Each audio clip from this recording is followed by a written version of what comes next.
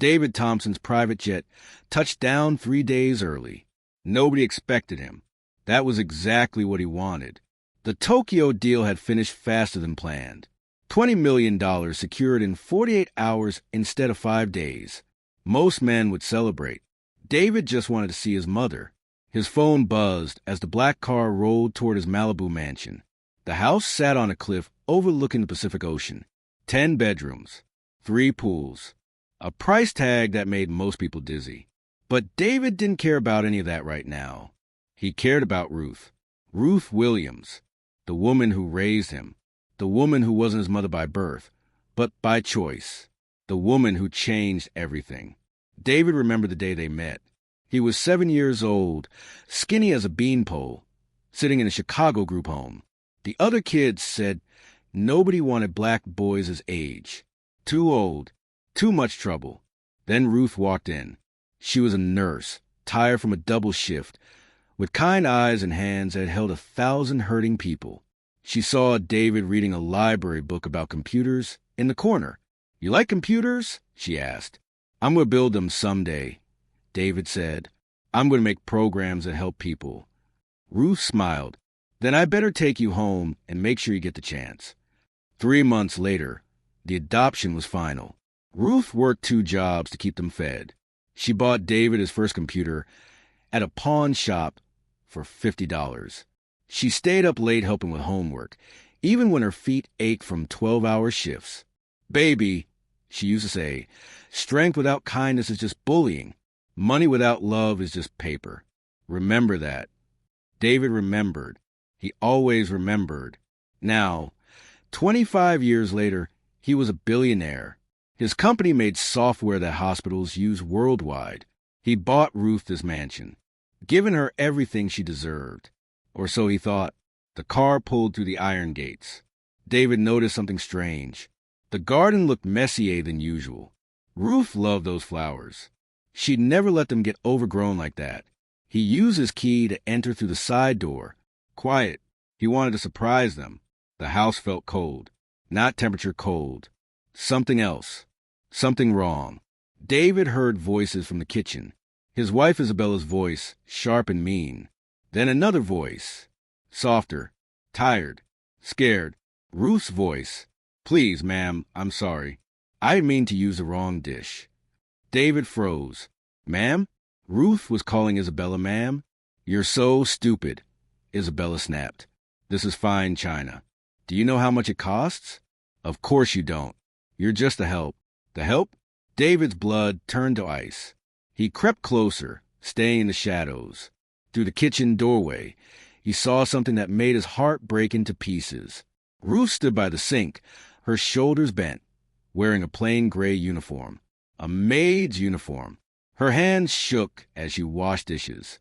His 72-year-old mother, the woman who raised him, was being treated like a servant. Isabella stood over her, arms crossed, wearing a dress that cost more than a car. "You'll eat dinner in the basement tonight," Isabella said. "I'm having guests. I can't have you embarrassing me, shuffling around like some confused old woman." "Yes, ma'am," Ruth whispered. David wanted to burst in right then, wanted to scream, wanted to protect his mother the way she'd always protected him. But Ruth's words echoed in his mind. Strength without kindness is just bullying. He needed to be smart, not just angry. Smart. David backed away silently and went to his home office. His hands shook as he opened his laptop. The mansion had security cameras everywhere. He'd installed them for safety. Now he needed them for truth. He pulled up the footage from the past 3 months while he'd been traveling for business. What he saw made him sick. Isabella shoving Ruth toward the stairs. Isabella throwing Ruth's dinner in the trash and handing her cold leftovers. Isabella laughing with her friends while Ruth cleaned on her hands and knees. Isabella taking away Ruth's phone. Video after video. Cruelty after cruelty. In one clip, Isabella was on the phone. "Trust me, darling, she'll be in a nursing home by Christmas. I've already started telling people she has dementia. A few more months, and David won't even question it." David's jaw clenched so hard his teeth hurt. His wife was trying to erase his mother, to throw her away like garbage. The woman who'd given him everything. The woman who'd worked herself to exhaustion so he could chase his dreams. The woman who taught him that real strength meant protecting people who couldn't protect themselves. David closed his laptop. His mind raced. He couldn't just confront Isabella. She'd lie. She'd twist things. She was good at that. He needed evidence. Real evidence. The kind that couldn't be explained away. He pulled out his phone and called someone he trusted, Marcus Rivera, a private investigator who'd helped his company before. Marcus, David said quietly, I need your help, and I need you to keep it completely secret. What's going on? Marcus asked. David looked at the security footage frozen on his screen. Ruth's sad, tired face stared back at him. Someone is hurting my family, David said, and I'm going to make sure they face justice. He hung up and sat in the dark office. Outside, the Pacific Ocean crashed against the cliffs, beautiful and violent at the same time. David understood that now. Sometimes you had to be both. Tomorrow, the investigation would begin, but tonight, he had to play along, had to pretend he didn't know, had to watch his mother suffer just a little longer. It was the hardest thing he'd ever done, but Ruth had taught him patience. She'd taught him strategy. She'd taught him that the best way to defeat cruelty was with careful, unstoppable truth. I'm coming, Mama, David whispered. Just hold on a little longer. Marcus Rivera arrived at dawn, dressed like a delivery man. Nobody noticed him. That was his specialty. David met him in the garage, away from cameras and listening ears. Show me everything, Marcus said. For 2 hours, they watched the security footage together. Marcus didn't speak much. He just took notes, his face getting harder with each video. Finally, he looked at David. This isn't just abuse. This is a plan. Your wife is building a case to declare Ruth incompetent. What do you mean? David asked. Look. Marcus pointed at the screen. She's creating evidence. Making Ruth wear made uniforms so visitors think she's staff. Keeping her isolated so she seems confused. Taking photos and videos that make Ruth look lost or scared. She's building a story. David's stomach twisted. To put her in a home. Exactly. Then Ruth disappears. No more embarrassment. No more reminder that you came from nothing. Marcus leaned back. I've seen this before. Rich people who want to erase inconvenient family members. Can you prove it? David asked. I can try. But I need access to Isabella's computer and phone. That's where the real evidence will be. David nodded slowly. Isabella has a spa appointment today. 2 hours. She never takes her phone to those. Perfect, Marcus said. I'll need you to keep Ruth safe while I work. Can you do that? David thought for a moment. I'll take her to breakfast. Tell Isabella, the first one to spend time with her, before I leave again. Good. Act normal. Don't let Isabella suspect anything. That morning, David put on his best fake smile. He found Ruth in the kitchen, already preparing breakfast, even though it was barely 6 o'clock. Mama, he said softly. Ruth jumped, nearly dropping a plate. When she saw him, her eyes filled with tears. Baby, you're home early. She moved to hug him, then stopped, glancing toward the stairs where Isabella's bedroom was. That small hesitation broke David's heart. Come on, he said, taking her hand. Let's go get pancakes. Just you and me, like old times. But Isabella said I need to. I don't care what Isabella said. You're my mother, and I want pancakes with you. Ruth's smile was small but real. Okay, baby. They drove to a small diner far from Malibu, the kind of place where Ruth felt comfortable, where nobody cared about designer clothes or mansions. Over pancakes and coffee, Ruth talked about the garden she wanted to plant, about a book she was reading, about everything except what was really happening. David wanted to tell her he knew, wanted to promise it would end. But not yet, not until he had everything. I love you, Mama, he said instead. Ruth squeezed his hand. I love you too, baby. More than anything. While they ate, Marcus was working fast. Isabella's computer opened easily. Marcus had tools for that. What he found inside made his blood run cold. Documents. Dozens of them. medical forms claiming Ruth had dementia, emails to nursing homes asking about memory care facilities, photos of Ruth looking confused, taken from bad angles to make her seem lost. But that wasn't the worst part. Marcus found a WhatsApp group called Malibu Elite Wives Solutions. He opened it, started reading, and realized this was bigger than just Isabella. The messages were horrifying. Isabella. Update. Operation Retirement working perfectly. Mother-in-law thinks she's actually staffed now.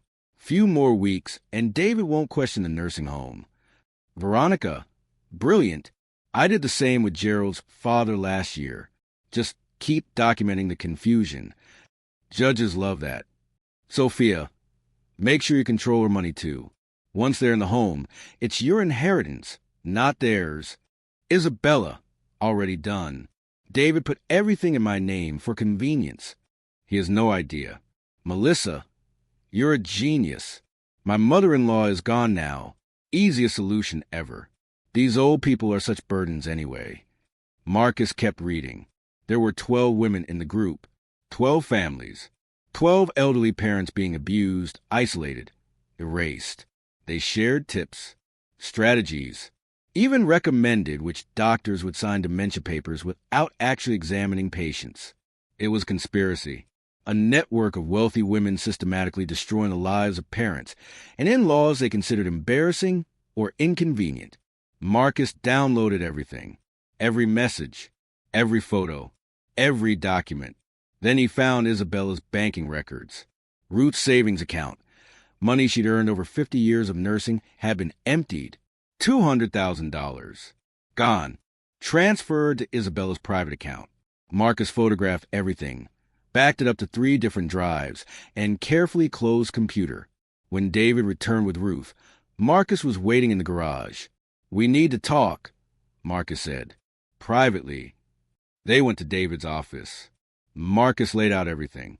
The documents, the WhatsApp messages, the stolen money, the conspiracy.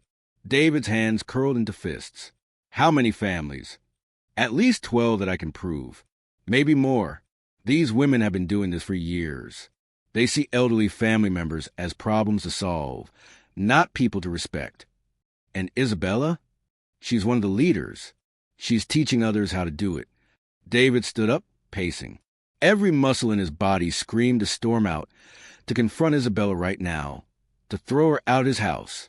But Ruth's voice whispered in his memory, strength without kindness is just bullying. This wasn't about revenge. It was about justice. Real justice. For Ruth and for all the other families being destroyed. What do we do? David asked. Marcus smiled grimly. We expose them. All of them. But we do it right. Publicly. So they can't hide or lie their way out. How? There's a charity dinner next week. The Malibu Elite Gala. All these women will be there, including Isabella. It's the biggest social event of the year. David understood immediately. We turn their stage against them. Exactly. But we need more time to build the case. Can you keep pretending? Keep Ruth safe while we prepare. David thought about his mother. About 3 more days of watching her suffer. 3 more days of pretending he didn't know. It felt impossible. But then he remembered what Ruth taught him. Patience. Strategy. The long game. I can do it, David said. For her, I could do anything. Good. Because when we expose them, it needs to be perfect. No escape. No excuses. That night, David sat with Ruth in her room. Not the basement where Isabella had been forcing her to sleep. Her real room. The one with photos of David growing up, with her nursing awards, with memories of a life well lived. Baby, you should go be with your wife, Ruth said quietly. You're more important, David said. Ruth smiled sadly. I don't want to cause trouble in your marriage. Mama, David took her hands. You could never cause trouble. You're the best thing that ever happened to me. Ruth's eyes filled with tears. I'm proud of you, baby. Even when things are hard, I'm so proud. David hugged her tight. Just a few more days, Mama, he whispered too quietly for her to hear. Just hold on a few more days. Outside, the Pacific Ocean crashed against cliffs. The sound was like a countdown. Tick, tock, tick, tock. Justice was coming, and it would be unstoppable. The Malibu Elite Gala sparkled like a jewelry box. Crystal chandeliers, designer gowns, 1,000 candles reflecting off champagne glasses. Isabella glowed in a dress that cost $30,000. She worked the room like a queen, air-kissing friends, laughing at jokes, pretending to care about charity. The other women from her WhatsApp group surrounded her. Veronica, Sophia, Melissa, all dressed in wealth, all hiding darkness. David watched from across the room. He wore his best suit, smiled at the right people, played his part perfectly. Nobody knew what was coming. Marcus stood near the exit, dressed as security. He had 3 lawyers with him, hidden in the crowd. Police officers waited outside in unmarked cars. Everything was ready. Ruth sat at a table in the back, wearing a beautiful dress David had bought her. Isabella had tried to make her stay home. David had insisted she come. "She's my mother," he'd said firmly. "She comes, or I don't donate." Isabella had smiled through clenched teeth. "Of course, darling." Now Ruth sat alone while the rich people ignored her. But not for much longer. The evening's host stepped to the microphone. "Ladies and gentlemen, we're honored to have David Thompson here tonight. His company just donated $5 million to our cause." Applause filled the room. David stood, waving. Then he did something unexpected. He walked to the stage and took the microphone. "Thank you," he said. "But before we celebrate, I need to share something important. Something about real charity, real family, real love." Isabella's smile froze. Something in David's voice wasn't right. "I want to tell you about my mother," David continued. "Ruth Williams. She's here tonight." A spotlight found Ruth. She looked surprised, scared, beautiful. "Ruth adopted me when I was 7. Nobody else wanted me. But she did. She worked 2 jobs. Gave me everything. Taught me that strength means protecting people, not using them." People nodded, smiling. This seemed like a nice speech. "But something happened while I was building my company," David said. His voice got harder. "I trusted the wrong person. I let someone into my home who saw my mother not as family, but as an embarrassment, as something to erase." Isabella's face went pale. She tried to move toward the exit. Marcus blocked her path. "My wife, Isabella Thompson, has been abusing my mother for months." Gasps filled the room. Phones came out. People started recording. She forced Ruth to wear maid uniforms, locked her in the basement, fed her cold leftovers, stole $200,000 from her savings account, and planned to have her declared incompetent and locked in a nursing home. "That's a lie," Isabella screamed. "He's lying. She's confused. She has dementia." "Does she?" David asked calmly. He nodded to Marcus. The ballroom screens lit up. Security footage began playing. Isabella shoving Ruth. Isabella throwing food at her. Isabella laughing with friends while Ruth cried. Then the WhatsApp messages appeared. Giant. Undeniable. Isabella. Operation Retirement working perfectly.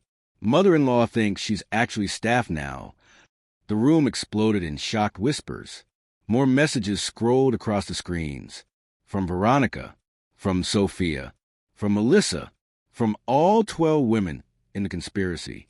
These women, David said, his voice cutting through the noise, created a system to abuse and erase elderly family members. They shared strategies, recommended corrupt doctors, celebrated destroying lives. Veronica tried to run. Police officers stepped in, blocking all exits. "I have evidence of 12 families destroyed," David continued. 12 elderly parents stolen from, isolated, abused. Some are already in nursing homes, drugged and forgotten. Some, like Ruth, were caught just in time. He looked directly at Isabella. She stood frozen, her perfect mask shattered. "You taught me something, Isabella," David said quietly. "You taught me that cruelty hides in beautiful places, that evil wears expensive dresses, that the worst violence isn't always loud." Tears ran down Isabella's face, but they looked fake, desperate. "The police are here," David said. You'll all be arrested tonight. Charges include elder abuse, fraud, theft, and conspiracy. Your lawyers can't save you. Your money can't hide you. The truth is bigger than all of that. Officers moved in, reading rights, placing handcuffs on wrists that wore diamond bracelets. Isabella screamed as they led her away. David, please, I'm your wife. You can't do this to me. David didn't answer. He walked off the stage and went straight to Ruth. She was crying, but these were different tears. Relief, release, freedom. It's over, Mama, David whispered, hugging her tight. You're safe now. I promise. Ruth held him like she used to when he was 7 years old and scared of the dark. My brave boy, she whispered. My beautiful, brave boy. The other victims' families were contacted that night. Children who'd been lied to about their parents having dementia. Husbands who'd been manipulated into signing papers. Elderly people trapped in facilities, thinking nobody loved them anymore. One by one, they were freed, reunited, saved. If this story touched your heart, please share it so others can see that cruelty must never win. Subscribe to hear more stories about real justice and real love. Your support helps spread truth in a world that needs it. 3 months later, David stood in front of a new building. Not a mansion, not an office tower. Something better. The Ruth Williams Community Center. Inside, Ruth taught programming to kids from neighborhoods like the one where David grew up. Kids who were told they were too poor, too old, too much trouble. Ruth showed them computers, taught them code, gave them the same chance she'd given David. Remember, she told them, technology is just a tool. What matters is your heart. Build programs that help people. Create things that make the world kinder. The kids listened like she was teaching magic, because she was.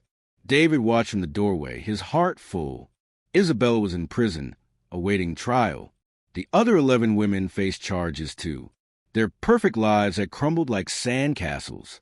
Some people said David was too harsh, that he should have handled it privately, that he shouldn't have embarrassed his wife publicly. Those people didn't understand. Strength without kindness is just bullying, Ruth had taught him.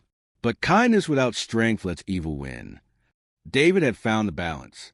He'd been kind to Ruth, strong against cruelty, strategic about justice. The mansion in Malibu was sold. David moved to a smaller house, closer to the community center, closer to Ruth, closer to what mattered. Money still flowed from his company, but now it funded scholarships, built centers, protected families who had no voice. One evening, Ruth found David sitting on the porch, watching the sunset. You gave up a lot, she said softly. Your wife, your social status, your place in their world. David smiled. I didn't give up anything that mattered, Mama. I gained everything. I got you back. I got myself back. I remembered what's real. Ruth sat beside him. I'm proud of you, baby. I learned from the best, David said. They sat in comfortable silence, watching the sky turn purple and gold. Somewhere in that Malibu mansion, Isabella had created a world of cruelty disguised as elegance. She believed that money meant power, that status meant value, that inconvenient people could simply be erased. She'd been wrong about everything. Real power was David protecting Ruth, even when it cost him his marriage. Real value was Ruth teaching kids who society had forgotten. Real wealth was measured not in bank accounts, but in lives touched, children saved, justice served. You know what the best part is? David asked, What's that, baby? Those 12 families you helped save? They're starting their own community centers, using what happened to them to help others, turning pain into purpose. Ruth smiled. That's how you heal the world. One family at a time, one choice at a time, one act of courage at a time. David nodded. One mother at a time. They watched the sun disappear below the horizon. Tomorrow, Ruth would teach more kids. David would build more programs.